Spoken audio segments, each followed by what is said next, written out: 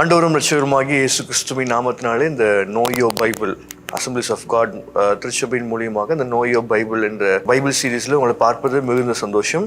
ஒவ்வொரு நாளும் ஒவ்வொரு வீடியோக்கள் மூலியமாக நிறைய காரியங்களை நம்ம வேதத்திலிருந்தும் மற்ற விஷயங்கள்லேருந்தும் நம்ம கற்றுக்கொள்வதற்கு கர்த்தர் உதவி செய்திருக்கிறார். ஸோ இன்றைக்கி கூட நம்முடைய வேதத்தை 2 ராஜாக்கள் 18ஆம் அதிகாரத்துக்கு நேராக திருப்பும் பொழுது அங்கே எசேக்கியா ராஜாவை குறித்து அங்கே சொல்லப்படுவதை பார்க்க முடியுது. வேதத்தில் பார்க்கும் பொழுது பரிசுத்த ஆவியானவர் நிறைய கதாபாத்திரங்களை எழுதி வைத்திருக்கிறத நம்ம பார்க்கணும். நிறைய கேரக்டர்ஸ், பைபிள் கேரக்டர்ஸ். ஒருவர் இப்படியாக சொல்லும் பொழுது இந்த பைபிள் கேரக்டர்ஸ் ஏன் ஆண்டவர் பதிவு பண்ணி வைத்திருக்காருன்னு பார்க்கும் பொழுது வெறும் சும்மா அப்படியே வாசி விட்டு போறக்கா அப்படின்னா அப்படி இல்லை. வாசித்து அந்த பைபிள் கதாபாத்திரங்கள் செய்த சரியான காரியங்களும் தவறான காரியங்களும் நாம் கற்றுக்கொண்டு நம்முடைய வாழ்க்கையில சரியான காரியங்களை செயல்படுத்தவும் தவறான காரியங்களை தவிர்க்கவும் நம்ம கற்றுக்கொள்வதற்காக வேதாகமத்தில் பரிசுத்த ஆவியானவர் நிறைய கதாபாத்திரங்களை நம்ம எழுதி வைத்திருக்கிறத நம்ம பார்க்க முடியும். அதுவும் இந்த எசேக்கியா ராஜாவை குறித்து பார்க்கும் பொழுது யூதாவுடைய ராஜாவாக இருந்ததை நம்ம பார்க்கிறோம். அவருடைய 20வது வயதிலேயே அரசராக வருவதற்கு இளம் வயதிலேயே 20வது வயதிலேயே அரசராக வருவதற்கு ஒரு ஆப்பர்ச்சுனிட்டி, ஒரு யங் ஏஜ்லேயே ஒரு ராஜாவாகிற ஒரு ஆப்பர்ச்சுனிட்டி பார்க்கும் பொழுது இவருடைய வாழ்க்கையில் கிடைச்சிருக்கு. ஆனால் கிடைச்சாலுமே அவர் எப்படிப்பட்டவராக இருந்தார் என்று ஒரு சில காரியங்களை இந்த வீடியோ மூலியமா நம்ம கற்றுக்கொள்வதற்கு பரிசுத்த ஆவியானவர் நமக்கு உதவி செய்வாராக. ஸோ 3வது வசனத்தை நம்ம வாசிக்கும் பொழுது அவருக்குள்ள இருந்த குணாதிசயங்கள் பார்க்கும் பொழுது முதலாவது பார்க்கிறோம், கர்த்தருடைய பார்வைக்கு செம்மையானதை செய்தான் என்று பார்க்கிறோம். கர்த்தருடைய பார்வைக்கு செம்மையானதை செய்தான். He did what is good in the sight of God. கர்த்தருடைய பார்வைக்கு நலமானதை, கர்த்தருடைய பார்வைக்கு சரியானதை. ஸோ பல நேரங்களில் நம்ம ஒரு செய்யும் பொழுது நம்ம என்ன பண்ணுவோம், நம்முடைய பார்வைக்கு நலமானது, நம்முடைய பார்வைக்கு செம்மையானது, எனக்கு எது கரெக்டோ அப்படின்னு பல நேரங்களில் நம்முடைய வாழ்க்கையில செயல்படுத்துவது உண்டு. ஆனால் இந்த ராஜாக்குள்ள பார்க்கணும், எசேக்கியா ராஜாக்குள்ள கர்த்தருடைய பார்வையில செம்மையானதை செய்தான் என்று பார்க்கிறோம். நம்ம வாசிக்கிறோம், நம்ம சிம்சோனை குறித்து நம்ம வாசிக்கும் பொழுது பார்க்கிறோம், அவன் பார்வைக்கு நலமா, இந்த பெண் என்னுடைய பார்வைக்கு நலமா இருந்தால் என்று அவன் தகப்பனின் தாயிடத்துல சொல்லுகிறத பார்க்க முடியுது. ஆனா இந்த ராஜாவை குறித்து வித்தியாசமானது என்னன்னா, கர்த்தருடைய பார்வைக்கு செம்மையானதா, அவருடைய பார்வைக்கு கர்த்தருடைய பார்வையில எது நல்லதோ அதை செய்தாரு, எது நல்லது இல்லையோ அதை தவிர்த்தாருன்னு நம்ம பார்க்கிறோம். ஸோ நம்மளோட வாழ்க்கையில கூட ஐ ஃபீல், எனக்கு உணர்வு இருக்கு, இதுதான் கரெக்டா இருக்கு, எனக்கு இது சரின்னு படுது, இது சரின்னு தோணுது அப்படின்னு தோன்றதுனால எல்லா விஷயத்தையும் நம்ம செய்யக்கூடாது. நம்ம ஜெபித்து எது கர்த்தருடைய பார்வையில செம்மையானது, எது கரெக்டு அப்படின்னு நம்முடைய பார்வையில இல்ல கர்த்தருடைய பார்வையிலிருந்து பார்க்க வேண்டும். அதாவது நம்ம பார்க்கறதுக்கு நம்ம பழகிக்கணும்.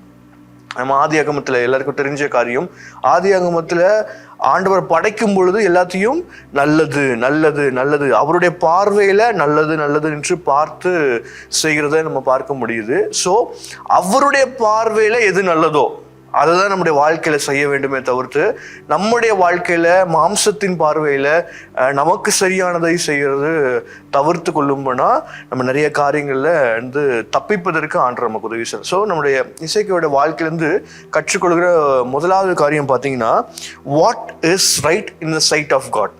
கர்த்தருடைய பார்வைக்குள்ள எது நல்லதோ அதை செய்ய நம்ம பழக வேண்டும்.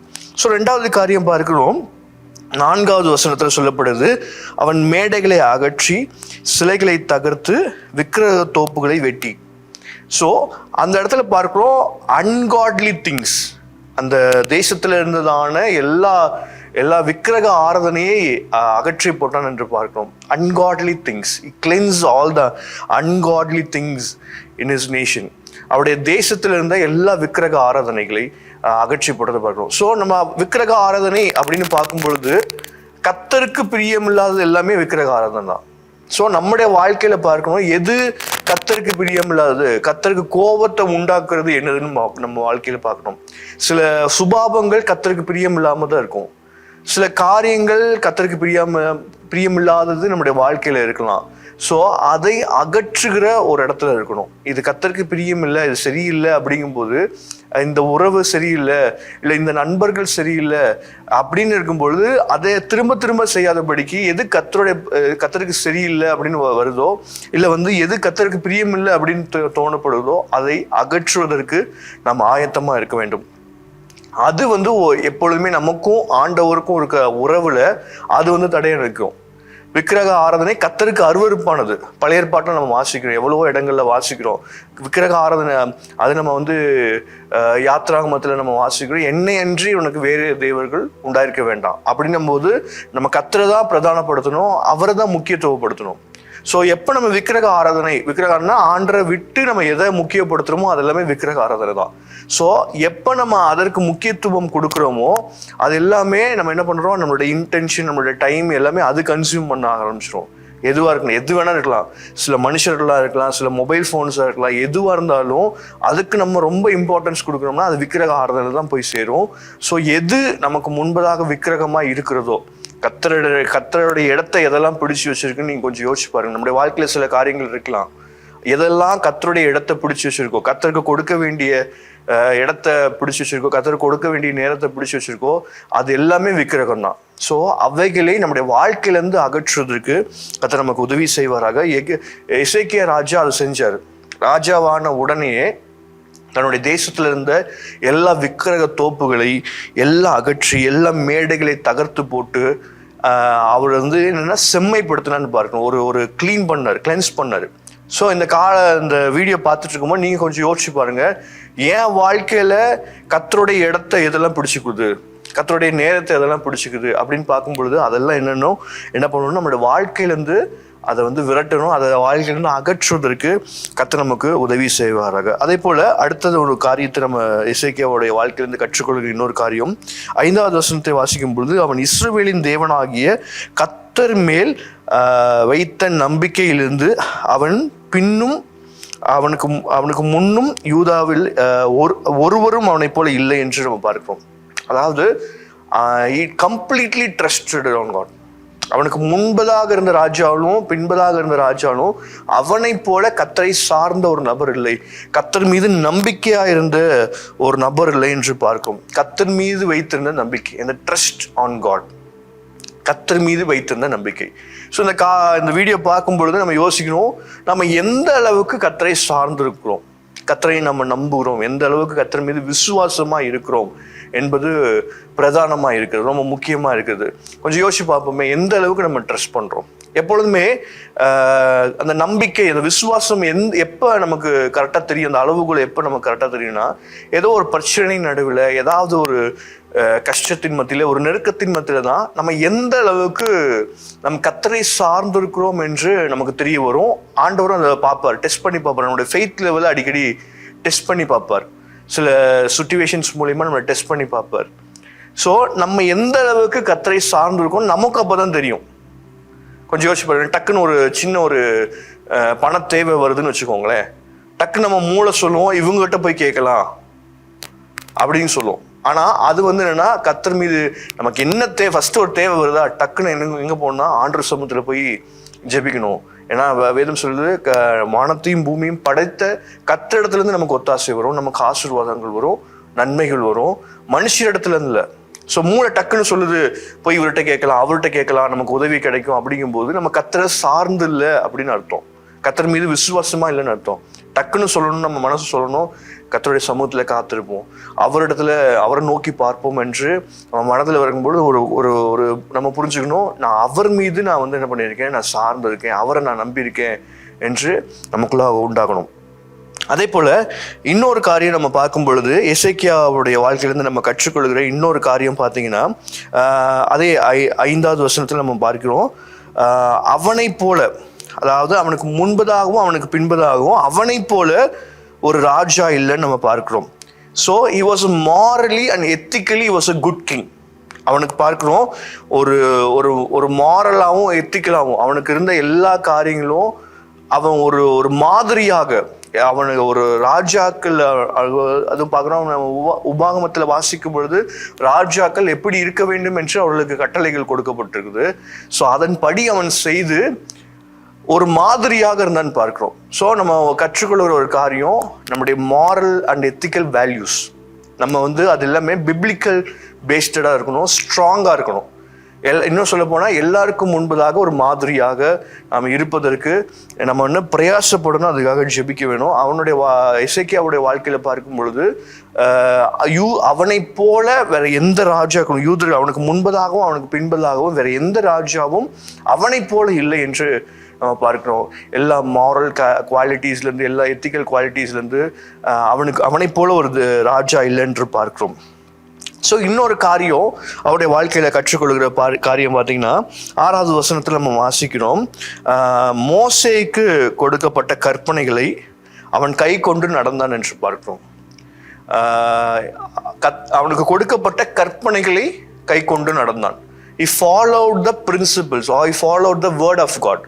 கர்த்தர் அவனுக்கு கொடுத்த கற்பனைகளை பின்பற்றி நடந்தான் என்று பார்க்கிறோம். ஸோ நம்முடைய வாழ்க்கையிலையும் கர்த்தர் நமக்கு கொடுத்திருக்கிறதான வேதத்தை, வசனத்தை நம்ம சார்ந்து இருக்கிறோமா, அதன்படி நடக்கிறோமா அப்படின்னு நம்ம கொஞ்சம் யோசிச்சு பார்க்கணும். நம்ம அடிக்கடி நம்ம கேள்விப்படுகிற ஒன்று, பாஸ்டர் அடிக்கடி சொல்ற ஒரு காரியம், நம்ம வசனத்தை பார்த்தீங்கன்னா வாசிக்கிறது ஒரு அனுபவம், தியானிக்கிறது ஒரு அனுபவம், படிக்கிறது studying the word of God ஒரு அனுபவம். ஸோ எதெல்லாம் நம்ம கற்றுக்கொள்ளும், வேதத்திலேருந்து எதெல்லாம் நம்ம கற்றுக்கொள்கிறோமோ அது நம்ம வாழ்க்கையில் என்ன பண்ணணும், நம்ம அபியாசப்படுத்துவதற்கு ரொம்ப முக்கியமாக இருக்குது. நிறைய சத்தியங்கள் நமக்கு கடினமாக இருக்கும், நிறைய சத்தியங்கள் கேட்கும்போது நமக்கு கடினமாக இருக்கும். ஆனால் அதன் மத்தியிலும் நம்ம பிரயாசப்படணும், இதை நான் என் வாழ்க்கையில் பின்பற்றணும். கேட்டு விட்டு போகிற ஒரு கூட்டமாக இருக்கக்கூடாது. நிறைய செய்திகளை நம்ம கேட்குறோம், எவ்வளோ செய்திகளை நம்ம வந்து நம்மளோட வாழ்க்கையில் அதை அபியாசப்படுத்துகிறோம், அதை யூஸ் பண்ணுறோம், செயல்படுத்துகிறோம் அப்படின்னு நம்ம கொஞ்சம் யோசிச்சு பார்ப்போம். எசேக்கியா ராஜா கொடுத்து பார்க்கும் பொழுது அவனுக்கு கொடுக்கப்பட்ட கற்பனைகளை படியே நடந்தான் என்று பார்க்கும், அவனை பின்பற்றினான் என்று பார்க்கும். ஸோ நம்மளுடைய வாழ்க்கையிலும் அப்படிப்பட்டதான கிருபைகளை கர்த்தர் நமக்கு தருவாராக. இன்னொரு காரியம் அவருடைய வாழ்க்கையிலேருந்து பார்க்கும் பொழுது 7வது வசனத்தை நம்ம வாசிக்கிறோம், அவன் போகிற இடமெல்லாம் அவனுக்கு அனுகூலமாக ஆயிற்று. அதுக்கு முன்பதாக ஒரு வசனம் சொல்லும்போது கர்த்தர் அவனோடு கூட இருந்தார் என்று. இதெல்லாம் அவன் பின்பற்றினா, இதெல்லாம் கை கொண்டான், அதில் ஒரு ஆசீர்வாதம் பார்த்தீங்கன்னா கர்த்தர் அவனோடு கூட இருந்தார். ஸோ நமக்கும் அப்படிப்பட்ட ஒரு காரியம் என்னன்னா, யார் நம்ம கூட இருக்கிறாங்களோ, யார் நம்ம கூட இல்லையோ, ஆண்டவர் நம்மோடு கூட இருக்க வேண்டும். அதுதான் ரொம்ப பிரதானமான ஒன்று, ரொம்ப முக்கியமான ஒன்று.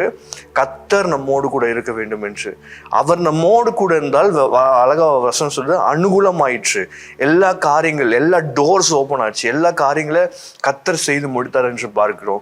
ஸோ நம்ம பிரயாசப்பட வேண்டிய ஒரு காரியம், நம்ம ஜெபிக்க வேண்டிய ஒரு காரியம், அன்று நீர் என்னோடு கூட இருக்க வேண்டும், நான் உம்மோடு கூட இருக்க வேண்டும். அதை யோவான்ல சொல்லும் பொழுது, நான் உங்களிலும் நீங்கள் என்னிலும் நிலைத்திருங்கள் என்று இயேசு தம்முடைய சீஷர்களுக்கு சொல்லுகிறத நம்ம பார்க்க முடியுது.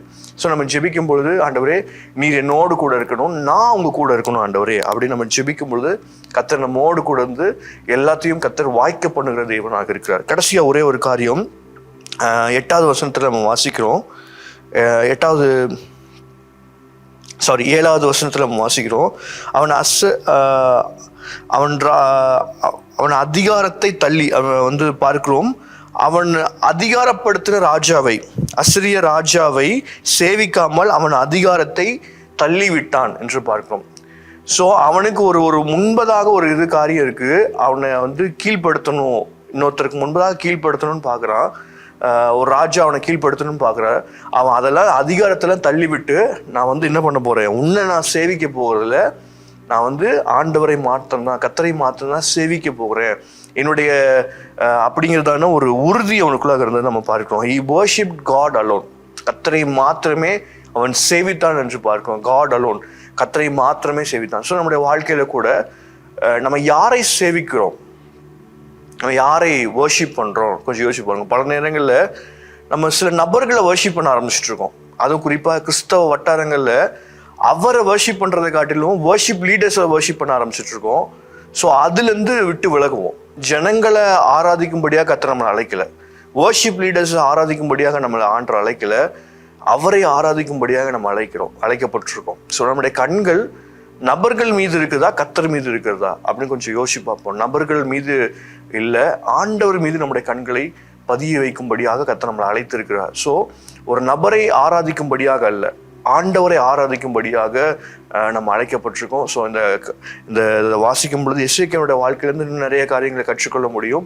ஸோ நிறைய காரியங்களை நீங்களும் வசனத்தை வாசித்து இன்னும் நிறைய காரியங்களை இன்னும் இந்த லிஸ்ட்லேருந்து நிறைய எடுங்க. அவருடைய வாழ்க்கையிலேருந்து நிறைய கற்றுக்கொள்ளலாம்.